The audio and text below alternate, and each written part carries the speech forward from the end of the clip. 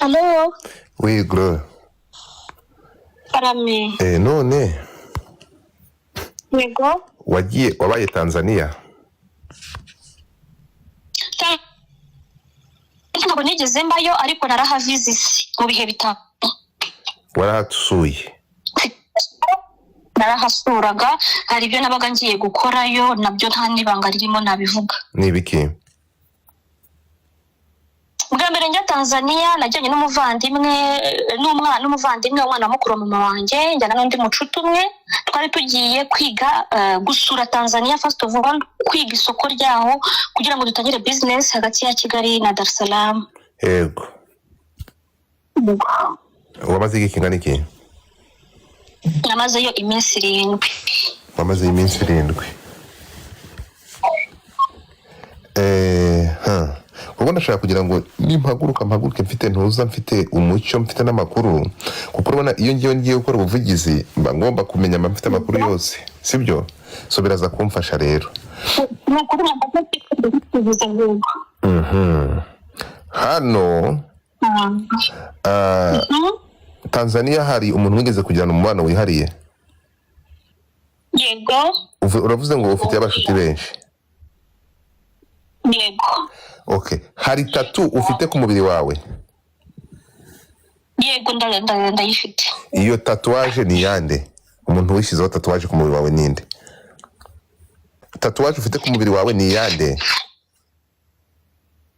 Iyi tatuwaje iri y'umuhanzi uririmba indirimbo za dancehall. Nkunda ngiye ku giti cyanjye personnellement. Uyu muhanzi mwarahuye amaso ku maso? Yego, twarahuye amaso ku maso. Hari umubano wihariye mwagiranye? Ntawo. Uretse ubucuti n'ubufana. Ubucuti n'ubufana. Ubucuti kumenyana ufite. Yeah. Ubucuti no kumenyana. Sinzi sanse. Ibivugwa ko gusa mu magambo make turaziranye twigize guhura. Oya, ibivuga rero ko mwabanye nk'umugore n'umugabo.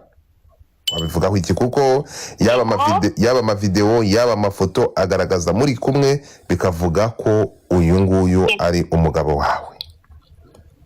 Mwana banye nibyo wabanye nawe cyangwa mwagiye mu rukundo wowe nawe? Ntabwo twigeze tubana. Mwagiye mu rukundo? Ntabwo twigeze tubana. Ite passport, urabizi ko igihugu cya Tanzania ni igihugu umuntu yinjiramo adakoresheje irangamuntu. Ni igihugu umuntu yinjiramo passport cyangwa laissez-passer. Rero passport ifite igihe ninjiriye tize, dufite n'igihe nasohokeye, urabizi ko biba biri biteyeho keshi. Yego. Ibivuga ko so ntabwo wigeze ubana nawe? Ntabwo nigeze mbana nawe kuko iminsi yose nagiye Tanzania, iminsi myinshi nahamaze ndumva ari 10.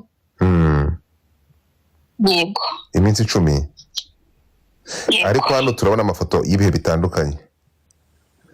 Hari amafoto ya tariki 20, hari amafoto ya tariki 27 z'ukwa karindwi. Urimo kumva n'amafoto y'ibihe bitandukanye mu myambaro itandukanye.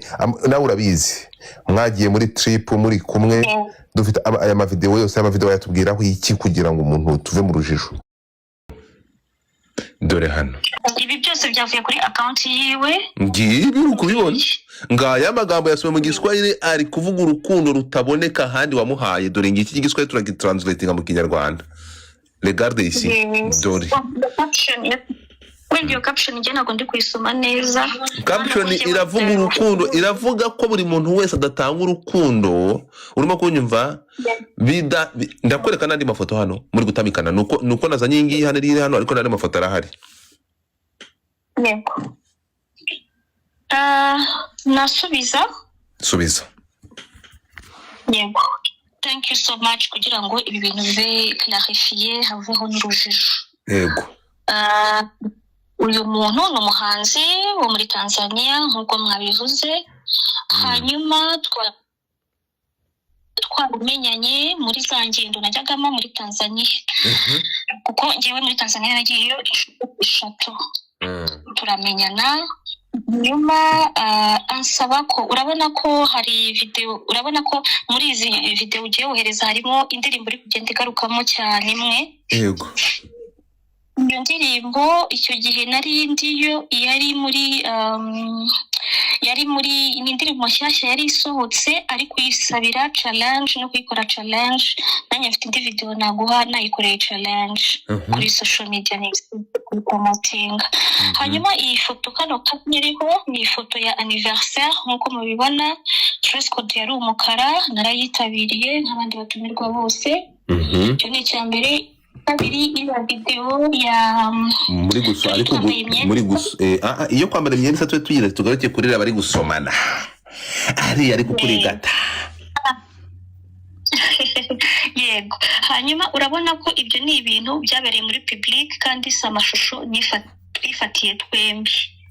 Ni kuvuga ngo njyewe nasabwe iyi ndirimbo ye ni indirimbo yahagaritswe kuri YouTube. Yarayikoreye video barayihagarika ngo hari amakontra batigeze bubahirizanya barayihagarika, asaba ko twakorana video ya kabiri.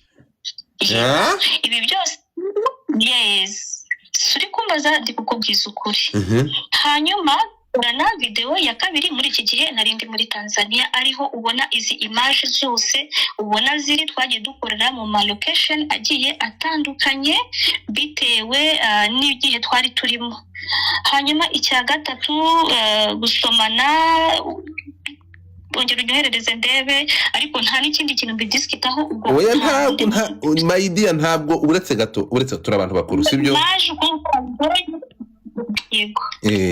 Ahangaha ntabwo muri gusomana ahubwo muri kuryana iminwa kuko umugabo agufitiye inzara pe. So urukundo hanga byatushubira basimuka byaramwe noneho ndabigirane. Ibyara agahinda. Ibya uretse gato. Ibya nawe reba izi video tumaze kubona.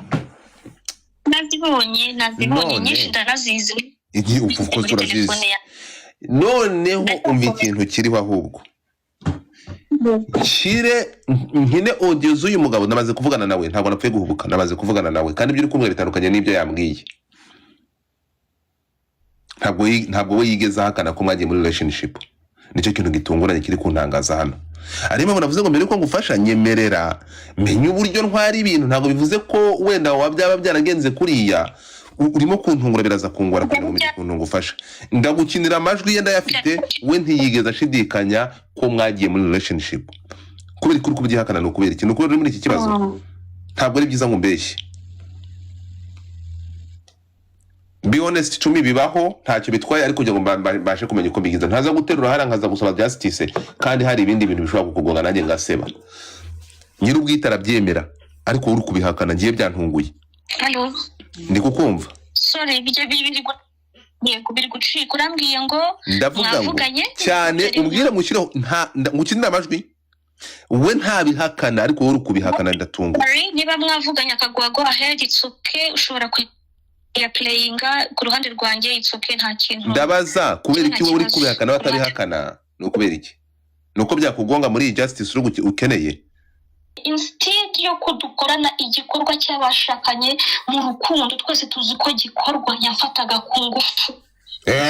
Yafataga ku ngufu. Ibi bintu ndaje mbiguhere proof.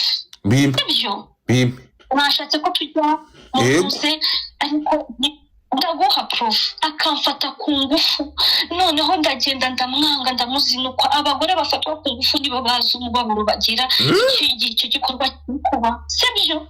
Umugabo wanjye ndamwanga kubera icyo kintu sibyo kandi ni ikintu ntashobora no kubwira mama wabyaye. Ni ikintu nabikaga mu mutima wanjye nkagishyingura nkamusaba nkamubwira stop ndi umugore wawe warampoye. Niba ushaka nk'umugore wanyegera kuko nanjye ndi umugore wawe uko wankenera ariko nagukenera tugahuza tugakora ibintu nk'abantu reka kumfata nk'ihene. Agiye ansangaga muri dushe akansanga n'importe gusa ahantu hatari abantu nka kwa kundi abana binyabije bari hanze akamfata ku ngufu. Urumva ku buryo ngiyewe hari n'igihe nagiye kuri RIB gutanga statement y'uko mfatwa ku ngufu n'umugabo wanjye. Umugenzacyaha wanyakiriye ambwira ko ngomba kumanika kamera mu cyumba, kamera kashe, kugira ngo nzazane ibyo bintu bigaragara, kuko ibyo navugaga nta evidence nari mfite.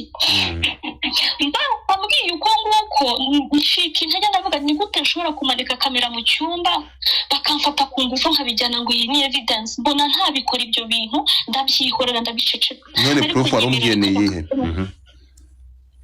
Nimerera kano ka juste ndazifite proof z'uko nafashwe ku ngufu, ndazifite muri telefone yanjye. Icyo tukireke, noneho tugaruka ku musore.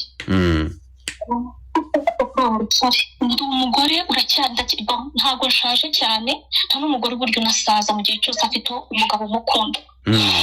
Nkeneye urukundo, nkeneye affection, mfatwa ku ngufu, sinzi kado, sinzi jetem, sinzi ururabo, sinzi kwa, ni imishi ibiri aho ngaho, mu gihe atari imishi tukikalima. Njyewe ndinde niba njyewe nawe duhuye ukambwira ati yo Glory uri mwiza, yo Glory Adisi uri mwiza, njyewe ndinde wo kuguruka ayo marangamutima cyangwa nkaziba amatwi yanjye kucyite. Nukuri.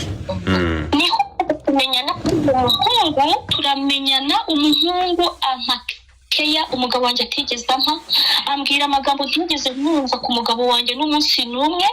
Ankorera ibintu nta kintu cyahatari yankoreye, nta kintu cyahatari yampaye. Uze kumubaza, nushaka ukore live nawe umuhamagare tuvugane twese, niba hari ikintu cye yampaye ku mafaranga ntacyo kuvuga ngo hari byarandaruye, ariko ni umuntu wanduhuraga umutima, akanduhura ubwenge. Nagira ikibazo nkamuhamagara, akampumuriza, akanshimisha, akatuma umuntu nkumva ndi gufilinga ko ndumva. Yego, amagambo makeya rero. Ni kuri airport yaraje kwanza. Ifoto ya mbere ni anniversaire, yani anniversaire y'ukwezi yanjye natumiye nk'abandi bose. Icya kabiri amafoto y'imyenda isanzwe, iriya ni imyenda. Hari umucuti we witwa Montana ufite iduka muri Kariako, Dar es Salaam. Montana iki gihe bambara ya mashati yaragezweho, aravuga ati munkorere akanani.